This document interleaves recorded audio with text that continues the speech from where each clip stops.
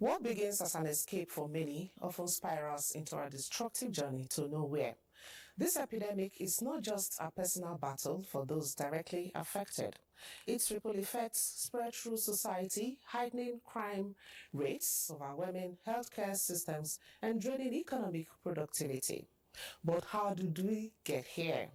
What fuels this growing menace? And more importantly, how can we steer our youths and our future away from this dark path? On this episode, we'll explore the harsh realities, hear from those who have walked this painful road, and uncover the efforts being made to combat the scourge of drug abuse in the society.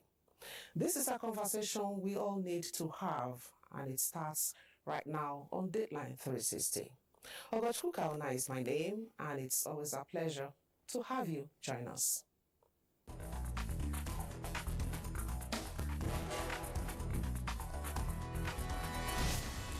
From Canadian loud to cannabis indica and cannabis sativa, the streets are littered with all kinds of hard drugs. And while agencies like the Nigerian Drug Law Enforcement Agency do their bit to clamp down on drug smugglers, there are still youths who find ingenious ways to grow and spread these hard drugs. Daniel Aderiye in this report delves into the world of hard drugs and why most youths can almost not live without it.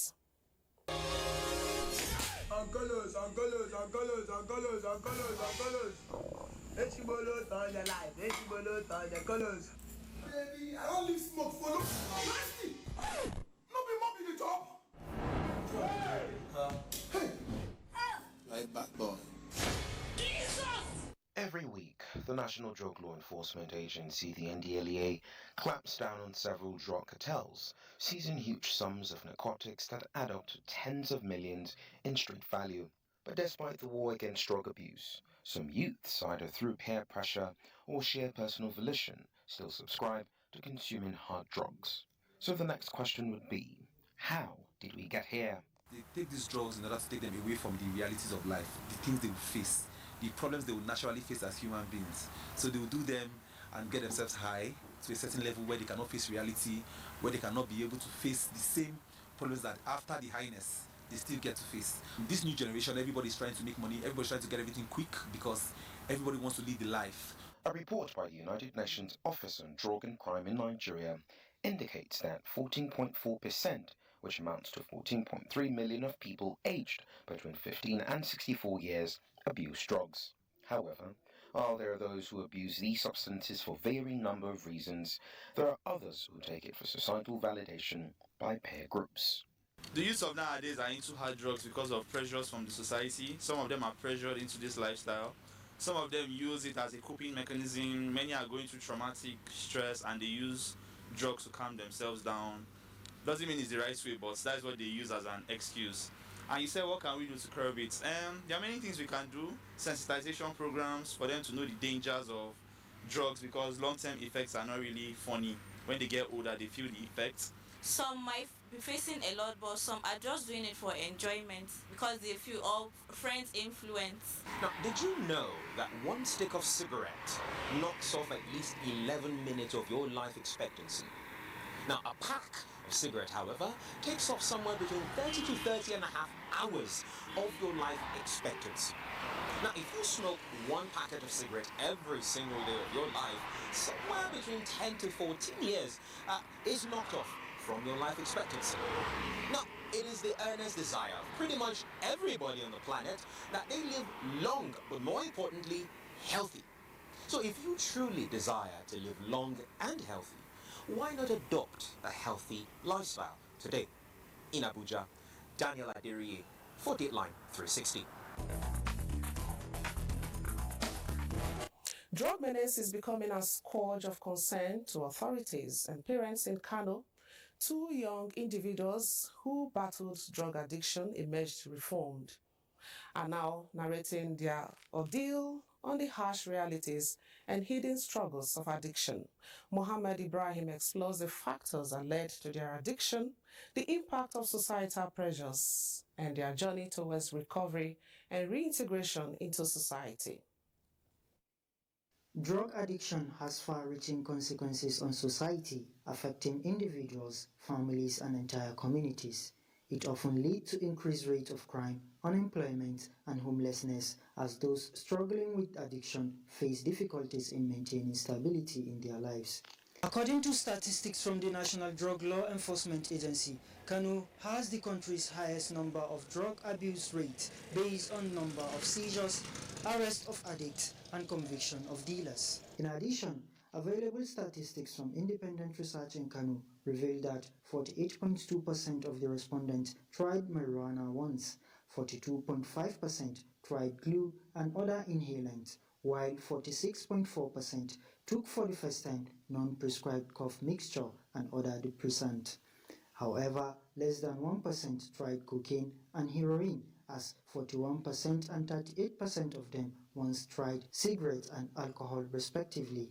If the issue of drug abuse can be curtailed, of course, major crimes such as kidnapping, armed robbery, thuggery, daba can be curtailed shortly, because 80% of the people committing major crimes used to deal in drugs. Ibrahim Abubakar and Abdul Wahab Lawal, aged 31 and 39 respectively, fell into the grip of addiction during their teenage years. According to them, the initial push came from peer pressure, a desire to fit in, and a lingering feeling of inadequacy.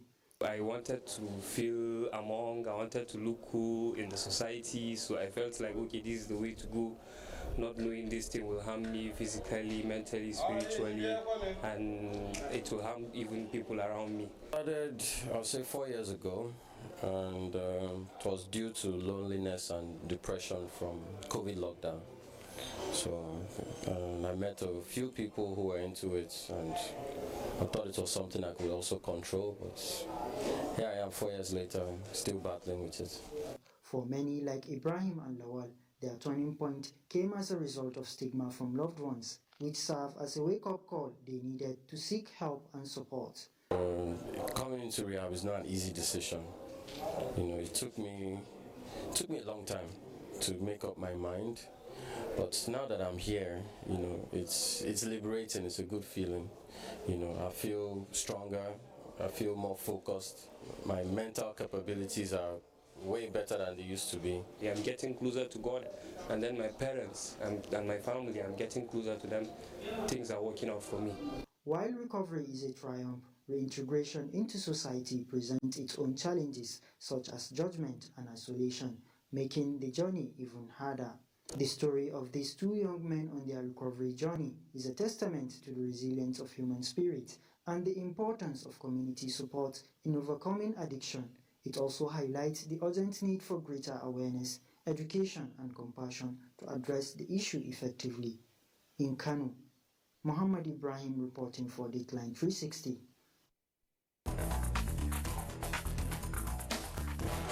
It is a fact that drug abuse is a complex issue that can vary by region, age, and weather.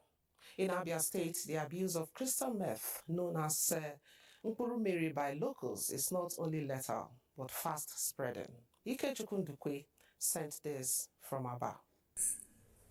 In Southeast, especially Aba, the Abia State commercial hub, crystal meth, known by locals as Mkpurumiri, has become a concern to parents and government. One problem that both the state and federal government are trying to contend is the issue of abating drug abuse in Nigeria. This is because most youths that are involved in drug abuse are youths in their prime, which has, one way or the other, reduced their level of participation in economic development of the country. Mkpurumiri that is commonly used here in Abia State is descriptive. Mkpurumiri simply means ice block. Actually, the drug looks like ice. In this case, it is commonly used among youths, and even in public places, it is mostly esoteric. Both users and those who sell know themselves. So it's like a cartel. Breaking them is very difficult. To amaze you, that in the last 12 years now, The NDLA has destroyed over 18 clandestine laboratories in the country where they produce methamphetamine. So they've been people even in the comfort of your 3-bedroom apartment. Somebody can even use the kitchen to produce meth. Despite efforts to curtail the ugly trend, peer influence, cult, and other clandestine crimes continue to aid the spread of drug abuse in Abia State. The feeling of being like the best, the feeling of being so important than you are, actually. So adverse effects are delusions. I was abusing a substance known as methamphetamine, which is called ice. It is a very destructive drug, and nobody, not even my enemy, will I advise to go into it. It is very destructive. It causes sleepless nights. It causes loss of memory. It can transform someone's sanity stage to an insanity stage. And to crown it all, it can kill a soul. It can destroy someone entirely, making you to go to the streets, misbehaving, doing so all manner of things that are negative. Their story is synonymous with many who are dying out there undocumented, constituting nuisance to society, with some going completely insane. This is what drug intake is causing among people of Nigeria. In Aba, Ikechukwu for Dateline 360. And from Abia State, we move to Sokoto, where the market for illicit substances is thriving, resulting in an alarming rate of drug abuse. This complex and clandestine trade involves a web of organized crime syndicates, local dealers, and community-based networks, perpetuating a culture of addiction and despair in the society. Aliyu Mohammed Kwaye is next and beams set lights on this illicit enterprise, unmasking the key players, their modes of operation, and the categories of individuals in this vicious cycle of drug abuse. A number of factors have contributed to the increasing number of persons who indulge in illicit drug trafficking and abuse in Sokoto State. These are not unconnected with its strategic location sharing international borders with the neighboring Niger Republic that gives upper hand for perpetrators to carry out high-profile cross-border trafficking of the illegal substances. Similarly, Sokoto State is a commercial hub in the northwest region that is, however, contending with unemployment, high poverty rate, and population outburst occasioned by rural-urban migration and insecurity, especially in the rural communities, and poses threat to mental and physical health of users. In Sokoto, we conducted a study recently in 2022, and we found out that the prevalence of substance use disorder is as high as 11.8%. To reverse the narrative, the National Drugs Law Enforcement Agency (NDLEA) Sokoto State Command has been collaborating with sister security agencies in the fight against substance abuse, especially in identifying the common psychotropic substances traded and abused, the cartel behind the trade, their distribution network, arrest and prosecution. Today we have women now going into drugs, and it's increasing on daily basis. Dateline 360 sought to know why young people are mostly involved in this dangerous trade and what stakeholders should do to arrest the situation. When you have society like this and with a lot of youth, then you know that when you cannot provide enough opportunities for this, they might be engaged in one crime or the other. In order to have drugs-free society, Sokoto State Hisbah Board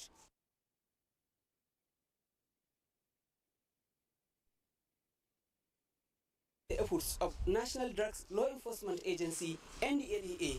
Community leaders and traditional institutions are critical stakeholders in the fight against this illicit trade. The feedback mechanism should be established between the community, between the government, and between the civil society group, so that we can also create a lot of visibility and access to those dealing with the drug illegally.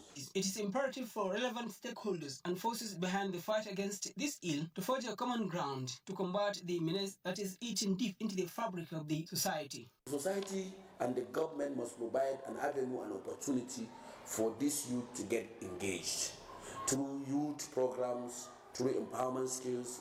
So if we can stop the suppliers, if we can stop the warehouse of where they're keeping this, we reach out to them, we get them, we burn them, we totally create environment for peaceful. We come up with a rehabilitation center where all these kind of drug addicts can be able to be reformed. Understanding and tackling drugs abuse and psychotropic substances as well as trafficking requires multifaceted approach that includes consideration for socio-economic, cultural and political factors in the state. There is need for stakeholders to join hands in the fight against this menace that is always an increase in Sokoto State.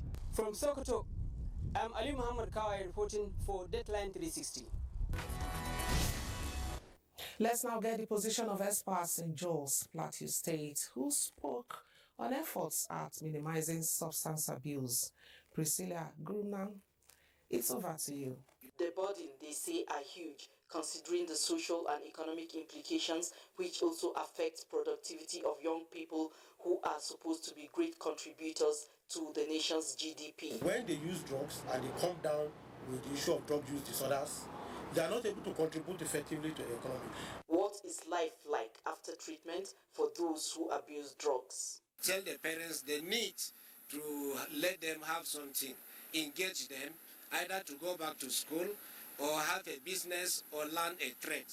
Of them, after the treatment and rehabilitation, they come out better people. Experts are emphatic on the need for people struggling with substance abuse to seek help early, and treatment options such as counseling and therapy to assist drug-dependent persons overcome addiction and achieve recovery. For Dateline 360, Priscilla Grumnan. Katsina State is also grappling with this challenge, but there is a coordinated campaign by the state government and other stakeholders to stem the tide. Suleiman Kudugi tells us more. Peer group influence. I saw my friends using it, so I started it. Yes, when I used it, I'll get sharp. My brain will boost confidence.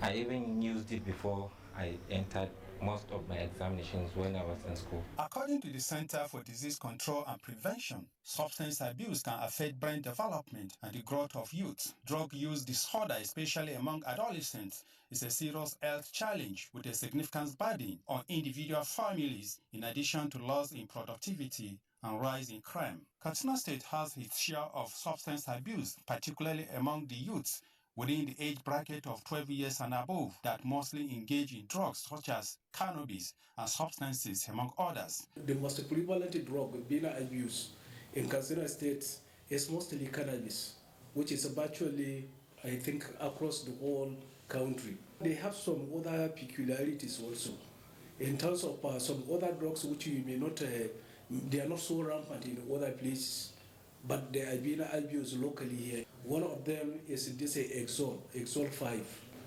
which is a drug for the treatment of Parkinson's disease. Stakeholders collectively are imparting society on the dangers of indulging in drug and substance abuse, provide solutions that guarantee societal well-being. We have a very established structure to assist in daily achieving their core mandate in providing relevant information where we suspect activities of drug trafficking is taking place in our communities. For the Katsina State government, it is work in progress. The issue of drugs here in Katsina, the main problem is we are neighboring Niger Republic. So it is gateway in and out for that kind of drugs. We made so many legislation with regard to drug addicts in general, particularly the one you have just said, the youth.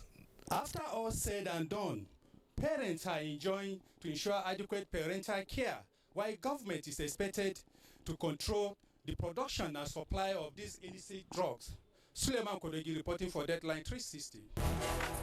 And in a boost to wage war on drug abuse, the Adamawa State Command of the National Drug Law Enforcement Agency has convicted 148 drug dealers and rehabilitated 52 substance abusers. Now, Simon Asher will tell us more.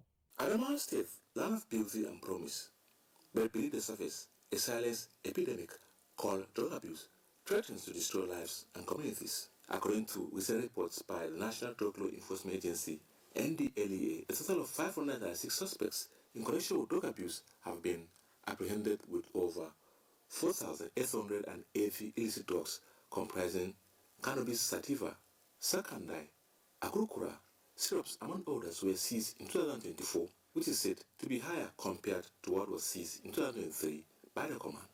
Why is it so? This part of the state, Adamawa State, it borders the Republic of Cameroon. And any substances coming to this place, the end product of it, apart from the internal circulation that it gets into the various states and be part of the states, the end of it all is either going to the far northeast, where the Boko Haram threat is striding. And aside smuggling it to that side, they also take it outside the country. This growing concern of drug or substance abuse in society, with over 30% of people are said to be using illicit substances, and largely attributed to poverty, peer groups, and economic challenges, among other factors. The commander, NDLEA Adamawa Command, Femi Samson Abiolo, says to nip in the bud the devastating consequences of drug abuse in the state, the command has secured the conviction of 148 drug dealers, with 52 persons struggling with substance abuse rehabilitated by the command. For you not to die untimely, shun drug abuse. Drug abuse destroys lives, families, and communities. It leads to violence, crimes, and poverty. Therefore, all hands must be on deck to enhance the socio-economic wellness of the nation for the good of all. For Dateline 360, Samuel Nasha reporting. The most worrisome part is that people even invent different types of psychoactive substances without the technical know-how, resulting in far-reaching health implications. But come to think of it, how much do you even know about this composition and effect of these substances? Salwa Khalil Ibrahim wraps this up with a reminder of the commonly abused drugs and substances, and more on NDLEA's stand. Injection of Burukurio will cure anything. Why in the morning, why in the afternoon, why in the night? The issue of drug and substance abuse is linked to a cankerworm that has eaten deep into the fabric of society. Different types of illicit substances are being traded and used by different age groups for different reasons. These days, even prescribed drugs are being abused, especially among young people, and these can lead to premature death, increase in crime, among other societal menaces. It will also lead to the collapse of societal systems. They're damaging a lot of brain cells, they're disrupting a lot of chemical processes in the brain, and they don't notice. So for some, they calm down, they break down within a short period of time. For some, it takes them years. But no matter what, they still break down because it is the introduction of something harmful to the brain. Most of the drugs traded and used on the streets are psychoactive substances. Some of the common ones include rofinol, methamphetamine, popularly known as meth, codeine, tramadol, and cannabis, also known as weed. Others are hard and foreign substances, including cocaine, Canadian and Ghanaian loud, among others. The drug scourge continues to be the key challenge facing this country.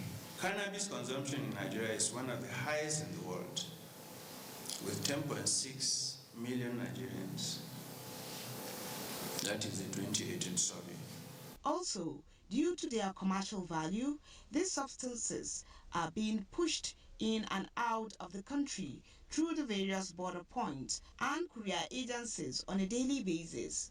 However, this is now without resistance by the authorities. At the head of this fight is the National Drug Law Enforcement Agency, NDLEA. In the last decade, the agency has recorded significant successes in the raid and interception of all kinds of illicit substances valued at billions of naira, as well as arrest and prosecution of offenders. This is, however, not without domestic and international support and partnership. Despite these efforts, the use and trade of illicit substances remain unabated. Just as the Anti-Narcotic Agency says, it remains resolute in its fight against illicit substances. We have seized 2.4 million kilograms of illicit drugs, which also surpassed last year's record. We successfully located and destroyed 547,378 kilograms of cannabis plantations. We have to go into the deep forest to go after the plantation themselves instead of waiting until they are harvested and brought out to the market. It is not just about going after illicit drug syndicate. NDLEA also rehabilitate users as well as embark on advocacy to public places against drug abuse. But is this yielding the desired result? We have achieved new milestones in our push to make Nigeria safer.